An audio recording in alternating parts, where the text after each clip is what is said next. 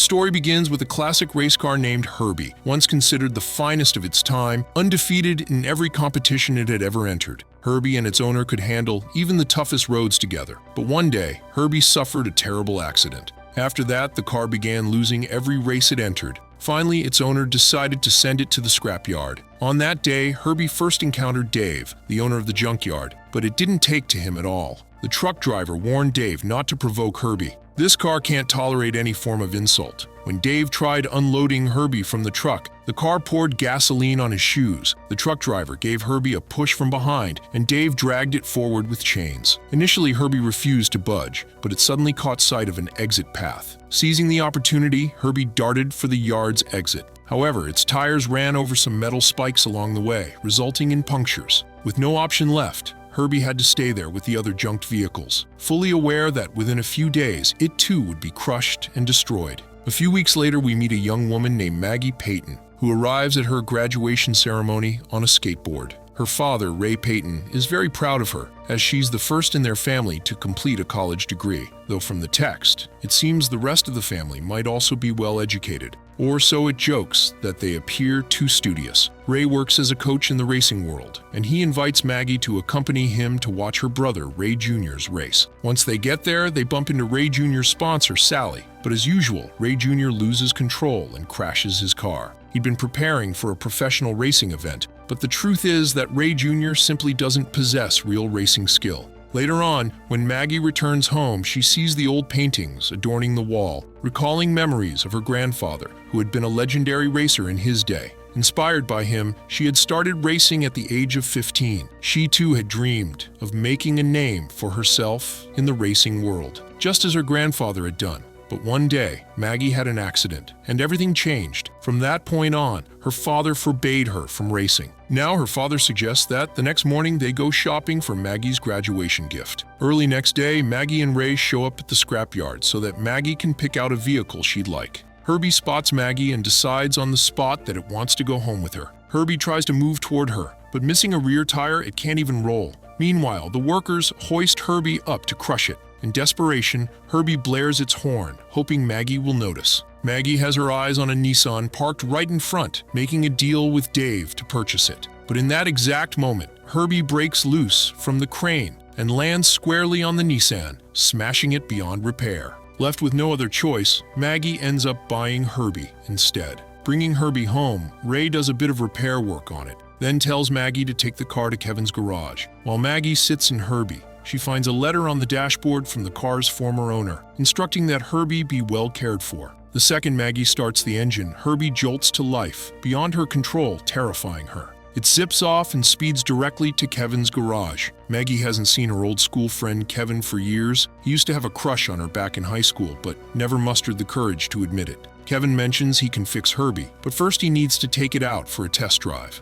Once Maggie and Kevin hit the road, Herbie sputters and coughs out thick smoke. Fed up, Maggie decides to return the car to the junkyard, but Herbie wants no part of that. Lifting its front tires, it roars off at high speed, well beyond Maggie's control, heading straight for a sports car museum. There, Maggie encounters a former classmate named Trip, who's a Nexel Cup champion. A crowd is gathered around him. Herbie keeps honking, so Maggie pops open the hood in an attempt to quiet the horn. Seizing that moment, Herbie douses Trip's outfit with petrol, messing up his clothes. Meanwhile, Kevin pokes around in the trunk and finds a racing suit and helmet, which Maggie quickly puts on. When Trip sees the sorry state of Maggie's car, he laughs, telling her she should drive it straight to a circus. That offends Herbie, which retaliates by scraping its mirror across Trip's fancy ride. Furious, Trip suggests they settle this on the track. At first, Maggie climbs out to apologize for the scratch, but Herbie locks all its doors and windows, forging ahead to the racetrack. With no choice, Maggie goes along. The race starts as soon as Herbie positions itself on the course. She tries taming the car, but finds it unstoppable. Despite its creaky old parts, Herbie rapidly gains on Trip's car. Trip tries ramming them off the track, further angering Maggie. Accepting the challenge, Maggie decides to stop fighting Herbie's impulses and start working with it. Together, they catch up to Trip. Once again, Trip attempts to force them off the road, but Herbie deftly swerves, surprising Trip. Approaching the finish line, Herbie steers onto the safety bar at the edge of the track, gliding along it for a narrow victory. After the race, Trip fumes at being bested by a beat-up old clunker. Later, Maggie and Kevin head to the garage, where Maggie insists the victory was all Herbie's doing, not hers, but Kevin disregards that, simply congratulating her on the win. Above all else, the shocking fact remains that Maggie in a 1963 model car defeated a Nexel Cup champion. The next morning, Maggie sees her father and brother arguing again. Another sponsor has abandoned Ray Jr. due to his poor performance. At that moment, sponsor Sally arrives in her yellow Beetle, and Herbie spots it, instantly smitten with the bright little car. Sally shows Ray footage of Maggie's recent race, revealing how she triumphed with that old VW. Furious that Maggie raced despite his ban, Ray confronts her. Maggie tries soothing his anger, insisting the driver was her friend Max, but he remains unconvinced. Now Maggie decides she'll race under the alias Max. Meanwhile, Tripp is still sore about losing. His manager Larry tries reassuring him that one random race doesn't matter, but Tripp can't let it go. He demands a rematch, instructing his team to organize a 2-day competition, confident that Max, actually Maggie, will definitely show up. When Maggie visits Kevin's shop again, Kevin displays his new project, Bert, a reworked race car. But Maggie says she can't join any races, reminding him that years ago, after her accident, she promised her father she'd never race again. Meanwhile, Herbie notices an ad in the newspaper for a small local race with a $10,000 grand prize. The moment Maggie slips behind the wheel, Herbie nudges the hood, flipping the newspaper so that page lands on the windshield. Seeing that the victor stands to win $10,000, Maggie realizes that money could fund her move to New York. Kevin proposes that if Maggie agrees to race, he'll fix Herbie for free. If they win, they'll split the prize. Though scared, she consents to race. They spend the day revamping Herbie, swapping out some parts and giving it a wash. Kevin even installs a sunroof. Tripp and his friend Crash, on the other hand, continue puzzling over Herbie. Tripp wonders what sort of engine sits under the hood that allowed it to beat his supercar. That night, Maggie overhears Ray and Sally discussing how their final investor might bail. Alarmed for her father, she becomes even more determined to win that race and claim the prize. Eventually, the new race day arrives. Tripp sees Herbie's impressive new makeover, taken aback by how good it looks. He tries messing with Maggie by asking how she met Max, but she deflects with vague answers. Kevin steps in to keep the conversation under control. Soon, the first round begins, featuring multiple cars. Only one can claim victory. It's announced that whoever wins today's race will go up against Tripp tomorrow. If that challenger also beats Tripp, they'll pocket $10,000. The race gets underway, and Herbie employs its formidable skills to defeat the rest, seizing today's victory. It's now set to face off against Tripp the next day. That evening, Tripp watches footage of the race and notices a few strands of red hair peeking out from Max's helmet, realizing it's Maggie in disguise. Meanwhile, Herbie once more drifts toward the yellow Beetle, obviously smitten. Observing this, Maggie grasps that Herbie has a mind of its own and she must accept its personality. Kevin gives her a necklace for good luck. The two nearly share a kiss before Tripp appears, shining his headlights and interrupting them. He asks Kevin to step aside so he can talk to Maggie alone. Once Kevin steps away, Tripp questions why Maggie won't race with her own car. Tripp even mentions he got inspired by her grandfather back in the day. Then he offers her the keys to his own supercar, letting her take it for a spin, which thrills her. Noticing her slip away to drive another vehicle, Herbie bristles with jealousy. While Maggie's out enjoying the best drive of her life, Tripp peers under Herbie's hood to see its engine. Herbie responds by drenching him with gasoline and slamming the hood on him. Enraged, Tripp grabs a hammer from his toolbox and whacks Herbie, but the car's armor is so robust that it leaves no dent. The moment Tripp turns his back, Herbie forms a comical expression, taunting him silently. A short while later, Maggie returns from the test drive, exclaiming how fantastic it was. Tripp proposes a new wager, that tomorrow's race winner will claim not just the $10,000 prize, but also the loser's car. Maggie hesitates, but remembering her father's situation, she accepts, figuring Tripp's pricey car could be sold to help pay off debts. She's sure she can beat him with Herbie.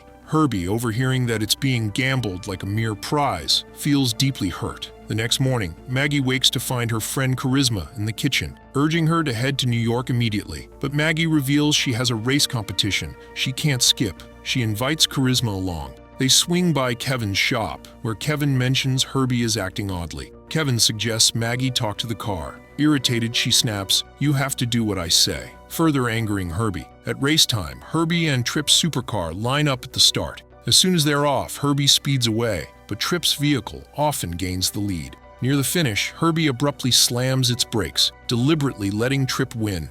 Afterward, Maggie climbs out, fuming at Herbie for throwing the race. Triumphant, Tripp publicly demands that Max reveal his face. She removes her helmet, stunning everyone. Ray has also arrived, seeing his daughter's secret. Furious that she raced anyway, Maggie is so enraged with Herbie that Kevin whisks her away, reminding her it's not worth making a scene. Tripp stops them to finalize their deal, claiming Herbie as his property. Distraught, Kevin storms off and Ray accuses Maggie of lying over and over. She begs him to listen, but he refuses. Utterly discouraged, Maggie and Charisma plan to leave for New York that very day, but Charisma points out that Maggie's racing talent shouldn't go to waste. Realizing Charisma is right, Maggie goes to reclaim Herbie from Tripp, only to learn Crash has already taken the car for a test drive. In truth, Crash has taken Herbie to a monster truck rally, intending to see it destroyed. The show begins with enormous trucks slamming into Herbie repeatedly. Horrified, Maggie rushes to save it, but security guards bar her way. She pleads with the arena's owner, offering to buy back Herbie. The old man just smirks that if Herbie survives in one piece, she can take it for free. The monstrous trucks close in, determined to smash Herbie. Right then, Charisma distracts the security guards, letting Maggie slip onto the field. She dodges the hulking vehicles, reaching Herbie. On seeing her, the car brightens up, but a monster truck is about to land on it. At the last second, Herbie revs forward, opening its sunroof for Maggie to jump inside, saving her life. Then it tosses Crash out of the driver's seat, and with Maggie controlling the steering, they try to escape. Herbie weaves and dodges other vehicles as one more monster truck looms behind it. Herbie climbs on top of another car, vaults into the air, and lands right on that monster truck, besting everything in the arena. With the spectacle over, Maggie drives Herbie straight to Kevin's workshop, where he's aghast at the damage but commits to fixing it. Next day, they all go to watch Ray Jr.'s race. Yet again, he crashes, and a hospital checkup reveals vision problems in his left eye. The doctor warns that Ray Jr. can't participate in Sunday's big race, so he pleads with his father to let Maggie drive in his place, but Ray still refuses. Maggie passionately confesses that she has wanted to be a racer ever since childhood. She challenges her father. I had one accident, and you banned me from racing forever. Ray Jr. has had so many crashes, yet you never stopped him. Overcome with emotion, Ray explains, "You look so much like your mother. I lost her once. I can't bear losing you, too."